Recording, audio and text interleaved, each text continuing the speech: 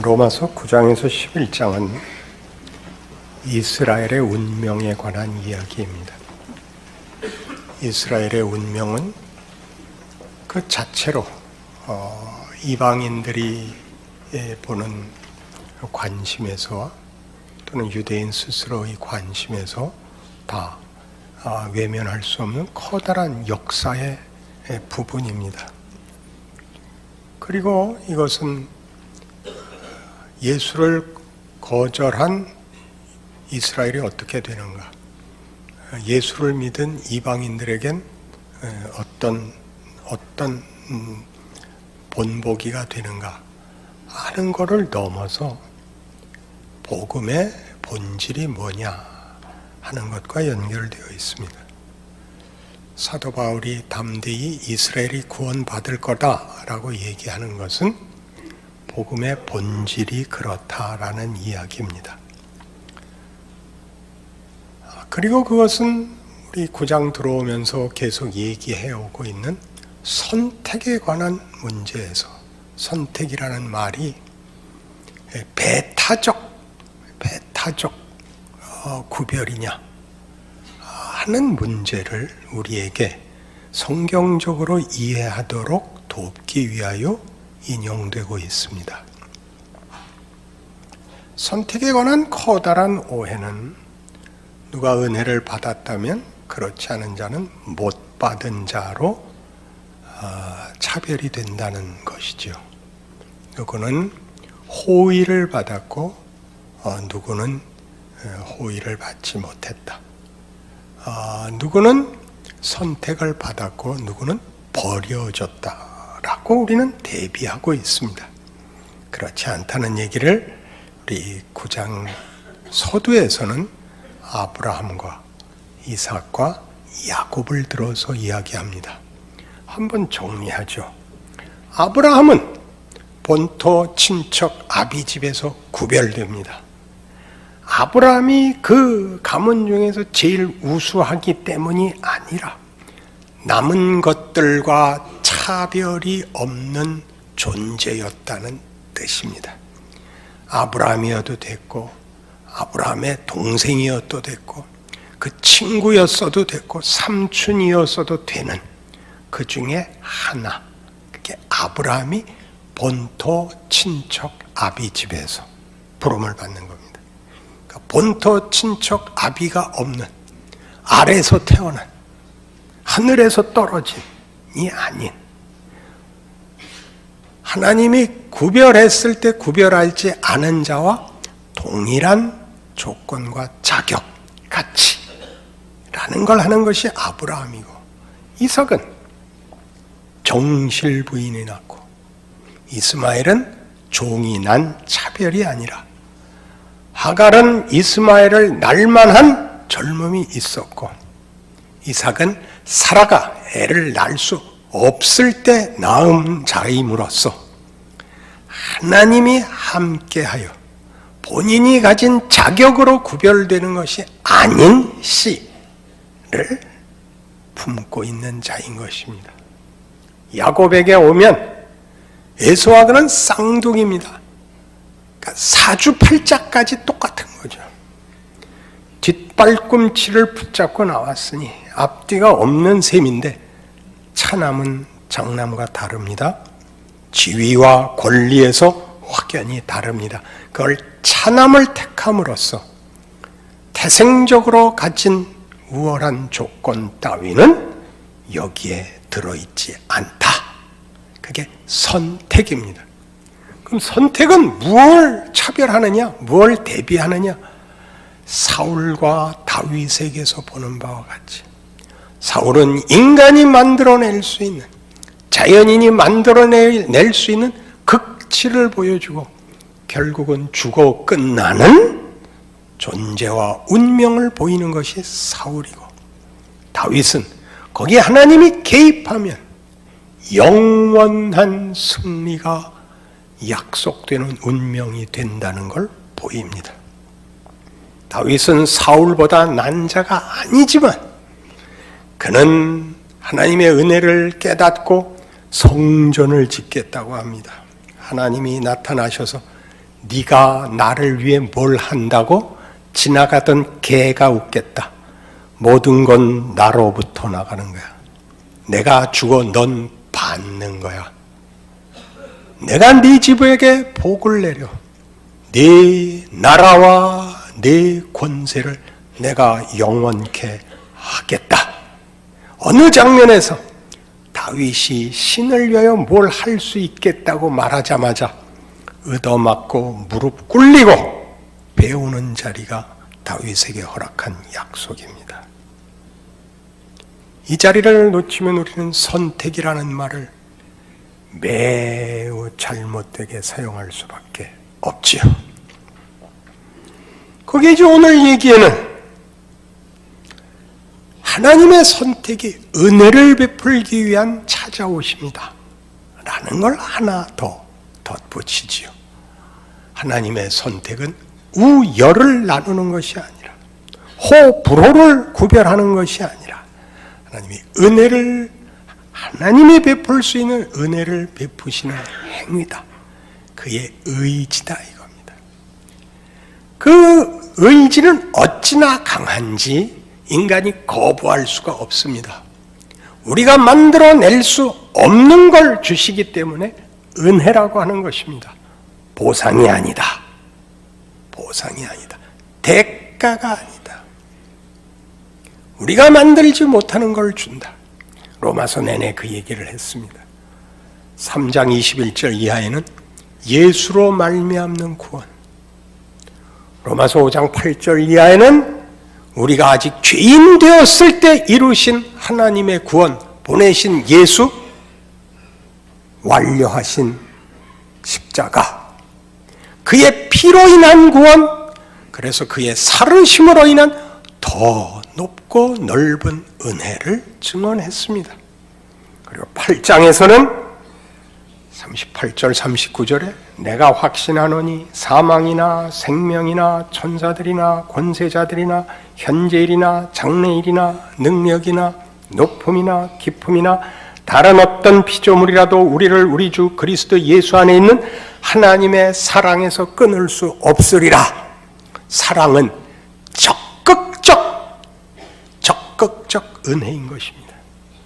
다함이 없는 은혜, 베풀고 주시는 하나님의 의지를 말하는 것입니다. 우리는 이 문제가 늘 오해돼서 왜 모세에게는 이 일을 맡기고 바로는 뭡니까? 하는 식으로 나오죠. 마태복음 20장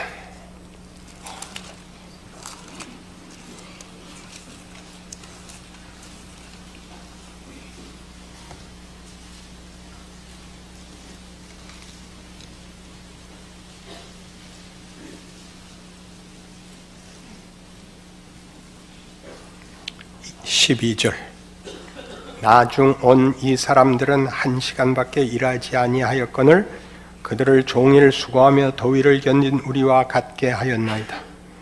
주인이 그 중에 한 사람에게 대답하여 이르되 친구여 내가 네게 잘못한 것이 없노라. 네가 나와 한 데나리온의 약속을 하지 아니하였느냐. 네 것이나 가지고 가라.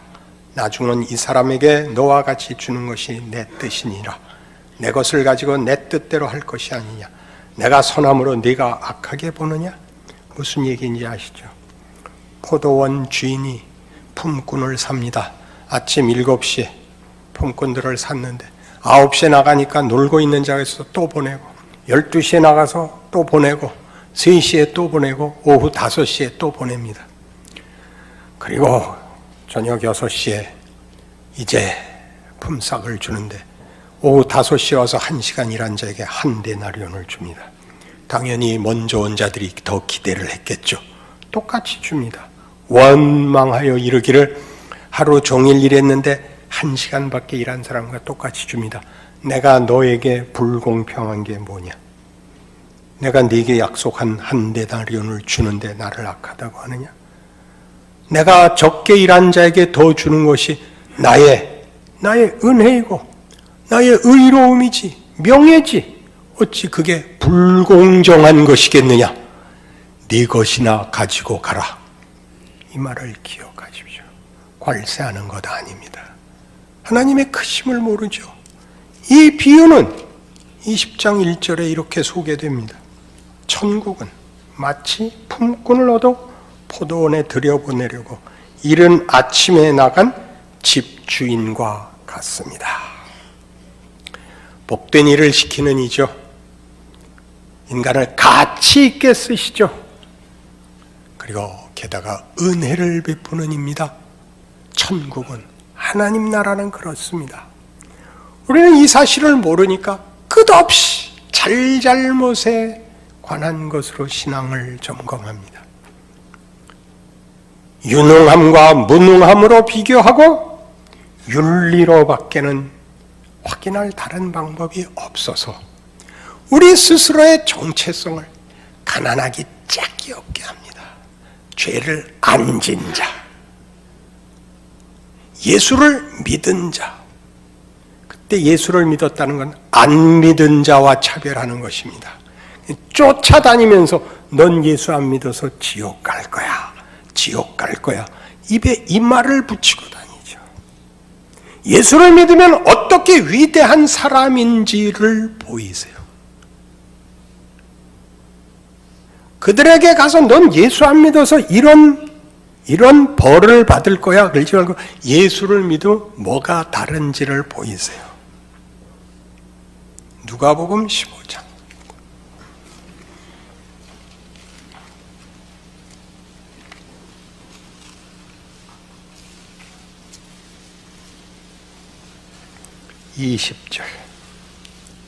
이에 일어나서 아버지께로 돌아가니라. 아직도 거리가 먼데 아버지가 그를 보고 측은히 여겨 달려가 목을 안고 입을 맞추니 아들이 이르되 아버지 내가 하늘과 아버지께 죄를 지었사오니 지금부터는 아버지의 아들이라 일컬음을 감당하지 못하겠나이다 하나 아버지는 종들에게 이르되 제일 좋은 옷을 내어다가 입히고 손에 가락지를 끼우고 발에 신을 신기라. 그리고 살찐 송아지를 끌어다가 잡으라. 우리가 먹고 즐기자. 이 내 아들은 죽었다가 다시 살아났으며 내가 잃었다가 다시 얻었노라 하니 그들이 즐거워하더라.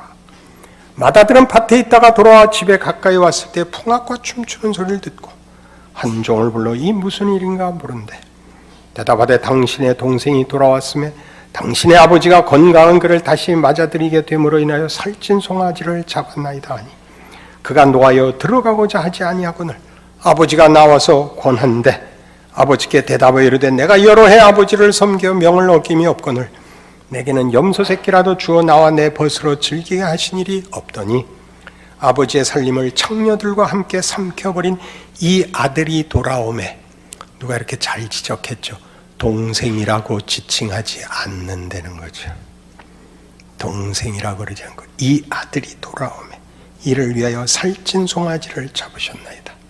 아버지가 이르되 예 나는 항상 나와 함께 있으니 내 것이 다 네 것이로되 이 내 동생은 죽었다가 살아났으며 내가 잃었다가 얻었기로 우리가 즐거워하고 기뻐하는 것이 마땅하다 하니라.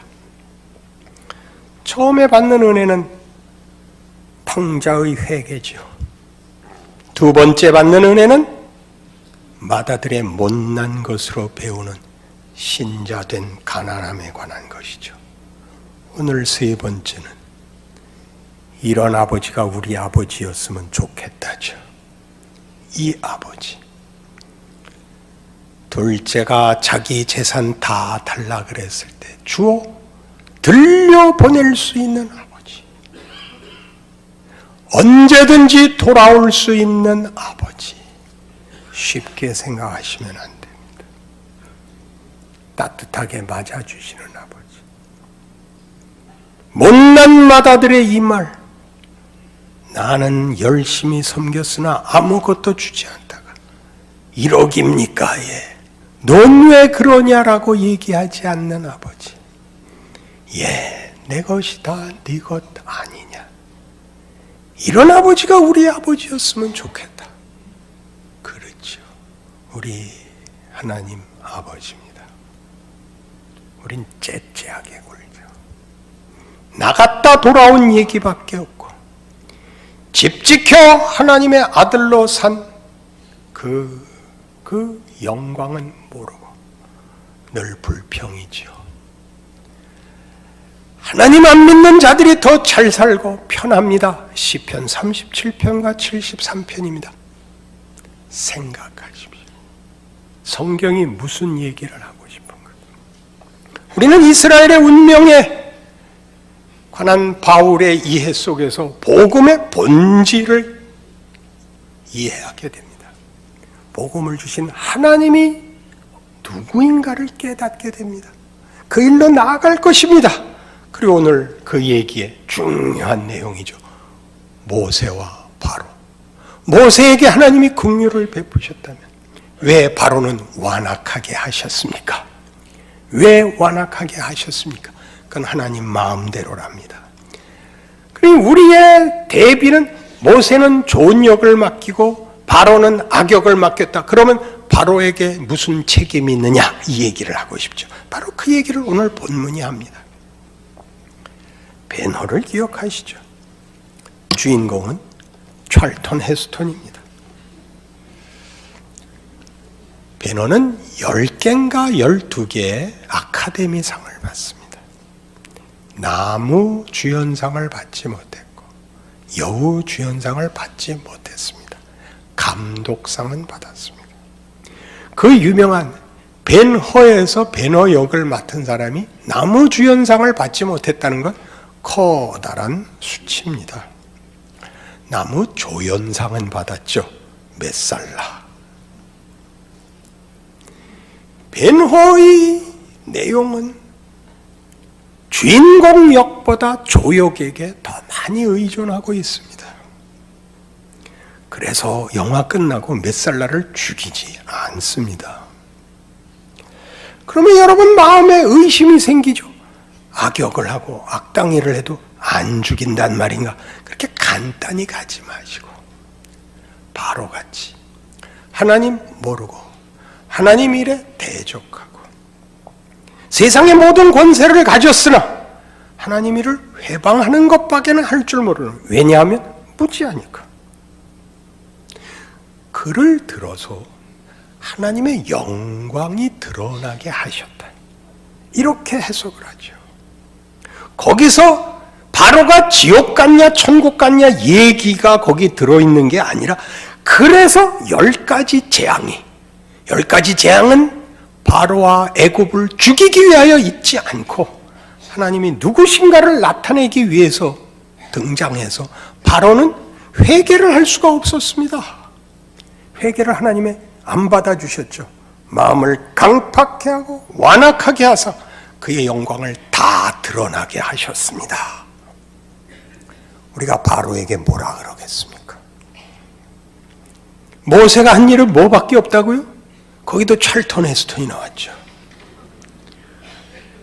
쩔쩔매는 거죠. 쩔쩔매는 거.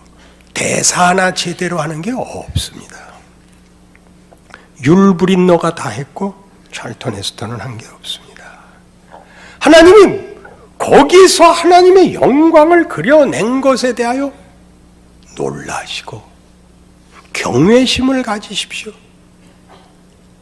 그 다음 얘기들은 다음에 풀겠습니다.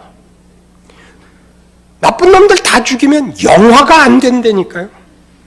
내용을 담을 수 없고 하나님의 영광과 일하심이 이렇게 구체적으로 나올 수 없는데, 다 착한 놈 갖고 하면 착한 님 갖고 왔다. 어떠냐? 그래도 좋죠. 그럼 시청률이 떨어진다니까요. 텍스트를 깊이 담을 수가 없습니다. 그것은 하나님이 택하신 방법입니다. 하나님이 택하신 방법입니다. 왜 내가 이 조건, 이 환경 속에 요 모양 요 꼴로, 그게 하나님이 정하신 구체적인 캐릭터입니다. 운명이기도 합니다. 그래서 하나님이 마음껏 일하십니다. 마음껏 일하십니다. 가만히 있으면 됩니다. 저는 늘 모래시계를 최고의 작품으로 치는데, 박근영 씨 딸이 대들죠. 아버지가 그랬어. 아버지가 박태수 잡아가고 아버지가 다 한 거야. 얘야, 남에게 영향을 미치고 싶거든 목소리를 낮춰라. 기억나세요? 계시록 23장 보셨어요.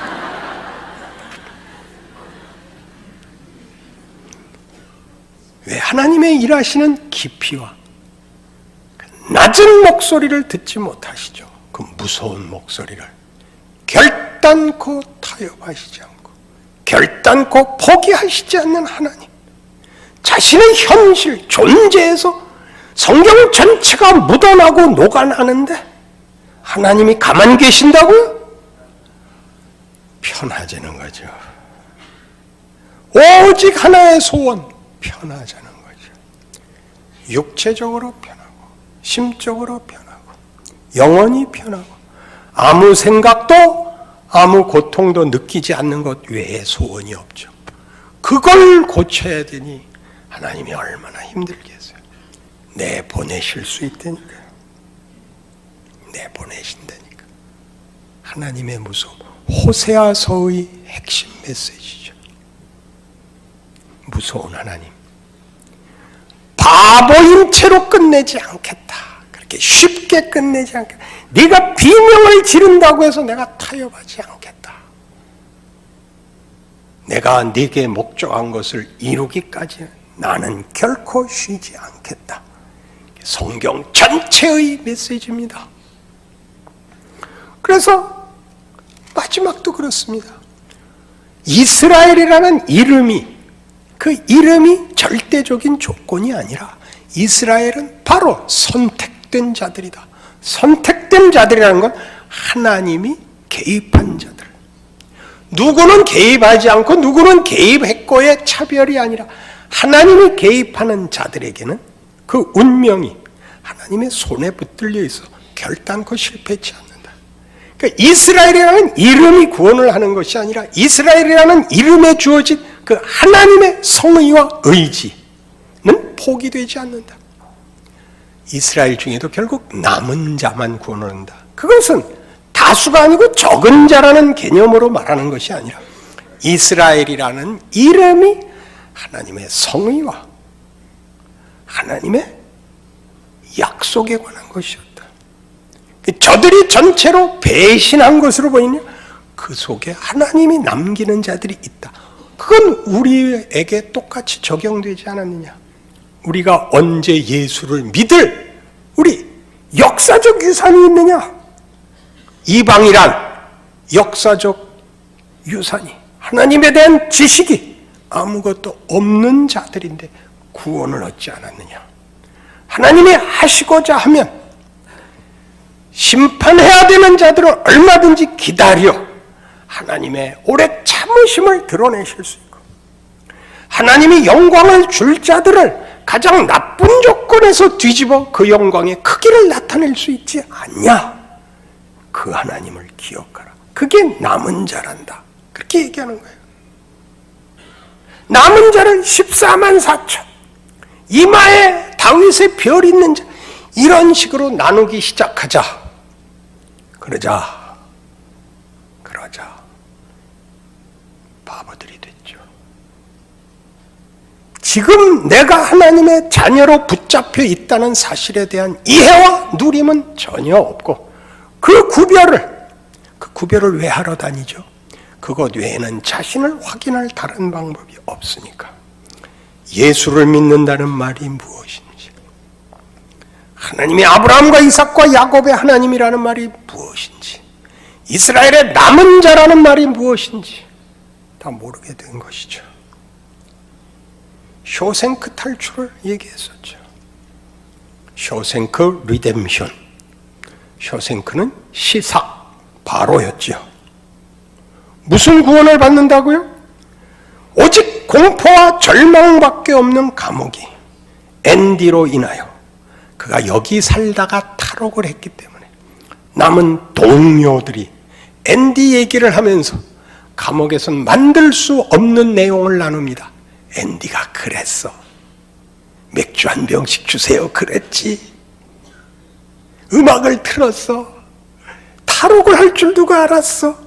웃음과 희망을 내용으로 삼을 수 있게 되므로 더 이상 감옥일 수 없게 되는 것입니다.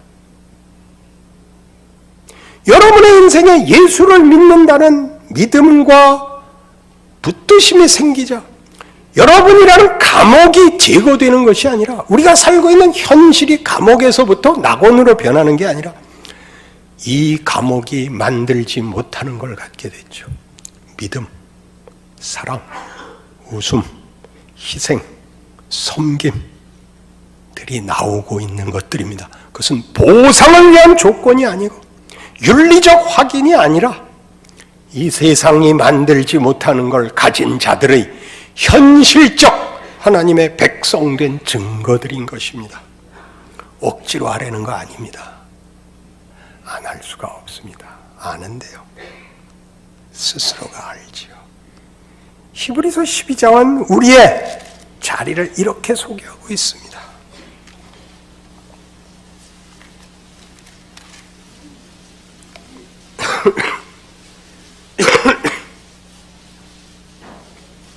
(367페이지) 히브리서 12장 18절입니다.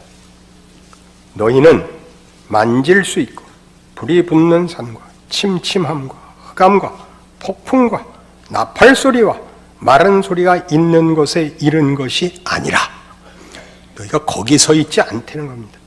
그 소리를 듣는 자들은 더 말씀하지 아니하시기를 구하였으니 이는 짐승이라도 그 산에 들어가면 돌로 침을 당하리라 하신 명령을 그들이 견디지 못함이라. 시내산 이야기입니다. 출애굽하고 모세와 함께 시내산에 이르러 하나님이 율법을 주시는 때입니다. 하나님이 시내산에 강림하사 두려움으로 임하셨죠. 빽빽한 구름에 가리우고 흑암이 임하고 번개와 천둥 소리에 벌벌 떱니다. 이 산에 가까이 하지 마라. 누구든지 가까이 하면 죽으리라. 어찌나 두려웠던지 21절 그 보이는 바가 이렇듯 무섭기로 모세도 이르되 내가 심히 두렵고 떨린다 하였느니라. 그래서 그들이 모세에게 부탁하여 모세를 보내어 하나님께 듣고 와서 전해달라 그럽니다. 하나님이 직접 말하지 못하게 해달라고. 귀가 터질 것 같고 심장이 찢어질 것 같다고, 무섭다고. 율법 앞에 선 모습이죠. 그러나 너희가 이른 곳은 22절 이렇게 나옵니다. 우리는 어디 서 있느냐? 예수 이후에 신약 성도들은 어디 서 있느냐?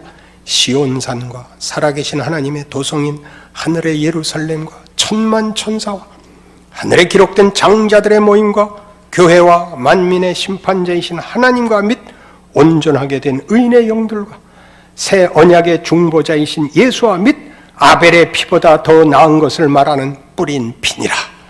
우리는 어디 서 있는가? 은혜의 자리에 서 있다.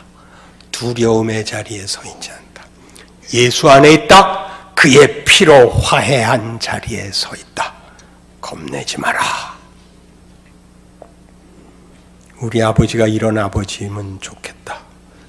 예, 그 아버지입니다. 그 아버지가 우리에 대한 자기의 약속과 성의를 어떻게 증명했다고요? 아벨의 피보다 더 낫게 하는 뿌린 피니라. 예수의 십자가입니다. 그러니 하나님의 선택, 하나님의 은혜, 하나님의 일하심, 그의 경이로운 경륜을, 인도를 여러분 스스로의 생애에 붙들어 매십시오. 자랑할 것이 여러분 스스로에게 있을 것입니다. 눈물과 한숨 속에 기쁨과 영광을 채우실 것입니다. 그것이 예수 믿는 자들에게 허락한 하나님의 막을 수 없는, 방해할 수 없는, 타협하시지 않고 포기하시지 않는 지극한 성의 사랑입니다. 기도하십시다. 하나님 아버지 은혜를 감사합니다. 하나님의 은혜와 하나님의 일하심에 우리는 놀랍니다. 기다리시는 하나님, 복 주시는 하나님, 우리의 못난 것과 무지와 실패와 거절을 뒤집어 하나님의 영광과 은혜를 베푸시는 하나님, 우리의 삶의 막막함과 무지함이 손해가 아니게 하시는 하나님, 울 수 있게 하시고 돌아오게 하시고 우리가 하지 않은 것으로 갚으시는 하나님, 나가도 복을 받고 들어와도 복을 받는 존재가 되게 하신 하나님, 이 하나님을 만나게 하셨으니 이 위대한 믿음 가지고 살게 하소서. 승리하고 자랑하게 하옵소서. 예수님 이름으로 기도합니다.